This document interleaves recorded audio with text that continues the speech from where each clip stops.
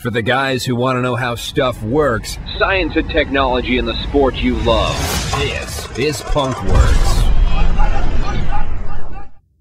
Alright, just for those of you watching, there's the test rig. It's a cutting board. Cardboard box is just to catch bounces. I was standing on that step stool, and right up there, that tape mark is 8 feet. I was dropping them from 8 feet onto the cutting board. We were recording number of bounces, number of breaks. Hey guys, Gordon Cockerpunk here, and Bryce is behind the camera right now. Yep, there he is. We've been collecting this really terrible paint. We kind of put a call out there for terrible paint, and so we're drop testing it on our standard rig. Now the purpose of this is to just see how bad paint lines up on our test rig, and we think we've run into some kind of interesting results if kind of maybe not subjective. What is the correct term? Not numeric results. So I was just going to show you some of the paints we got, and we'll drop some of them for you, and you can look at the data sheet. We put the notes, which I think are almost as interesting as the numbers in this case, and that way you can kind of see exactly what we're dealing with here. The first thing we got is this orange paint. We just call it orange shit. I can't remember who brought this to us. I apologize. Somebody gave it to me at Living Legends. We'll get the name up. The interesting thing about this is it is spongy. Just period. These are soft. I mean, you can see I can put a dent in it. Like, these are just spongy. So that's interesting to see. These, I don't even know what these are either. What Graffiti. Graffiti, right. These are actually, I would easily shoot this.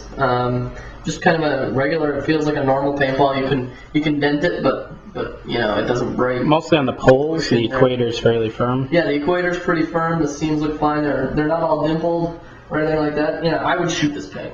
I may not be shooting straight with this paint, but I would shoot it.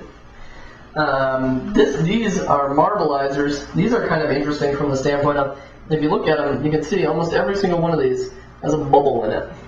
And you can actually see the air bubble in each one of those balls. Let's see, just a little air bubble in there. This paint I would also shoot. I mean, it doesn't feel badly. It feels about, it's a little bit not as firm as this. I don't know, I would shoot this, would you? Yep, I would shoot that. I would shoot everything on this table except this stuff. Yeah, because this is just weird paint. So that was the green marbleizer.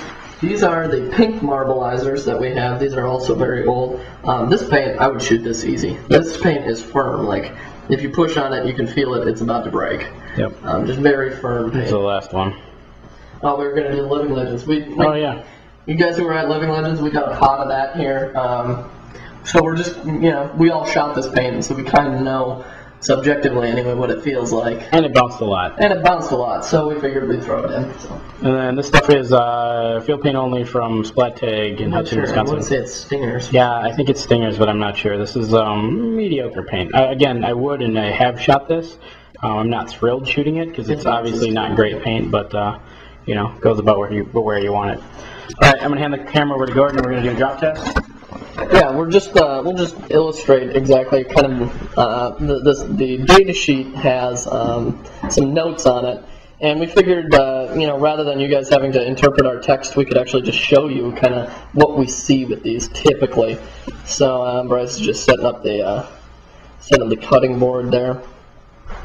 Hurry up, dear Lord. People love it. Long videos are awesome.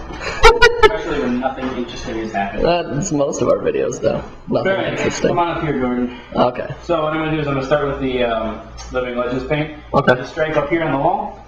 So here, let me zoom out so I can show the bounce height. It was interesting, we noted on this test that the bounce height was kind of indicative of the performance as well as the numbers. So yeah, you can see that bounced a good, maybe 4 feet or so. A nice, pretty firm bounce. 3 feet. 3 feet, 4 feet, right in there. Is that all the Living Legends? 4 of each. Yep. 4 Living Legends. Oh, okay.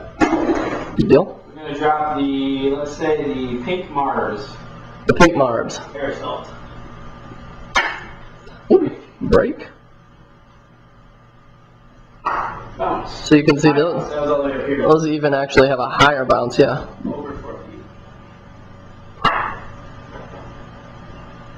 One more. nice high firm bounce. You can even hear it, like acoustically. You can tell when you're dropping a water balloon versus an egg.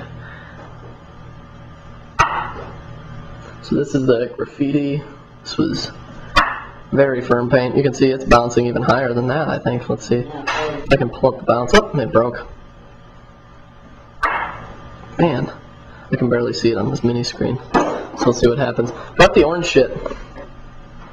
Orange shit? Okay. The orange shit I think is the most interesting. Orange shit, here you go. I mean, you can say, you can hear it, you can see that the bounce isn't as high. You can just tell that that stuff is like a sponge. I mean, look at how that one bounced. It was like on the cutting board bouncing. It looks like you're dropping a uninflated water balloon. Yellow field paint only.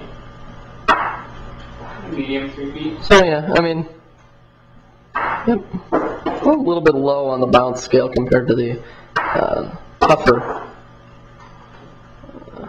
stuff. Water hole for my dog. Green Mars, might as well drop them all, right? Alright, drop them all. These ones have nice firm bounces too. And you'll see the relationship between the bounce height and the number of breaks. There's a break. Don't count too much on the break number of breaks when we're only doing 4 balls. Yeah, definitely. Whatever sample size, you can see information out of it. Definitely. This was just kind of a demonstration so you guys could see what kind of the notes we were taking. Alright guys, so one of the things that we also noted was how it failed, and this is kind of a typical drop test failure. Right on the seam. You see that they crack open. They don't explode like normal, but that's a pretty typical how they break. This one is when we noted only cracks. This is one of those. It did crack, and we could hear it and see it, but if you notice, like, there's no paint coming out of it at all. It's just a hairline kind of crack, so also interesting to note.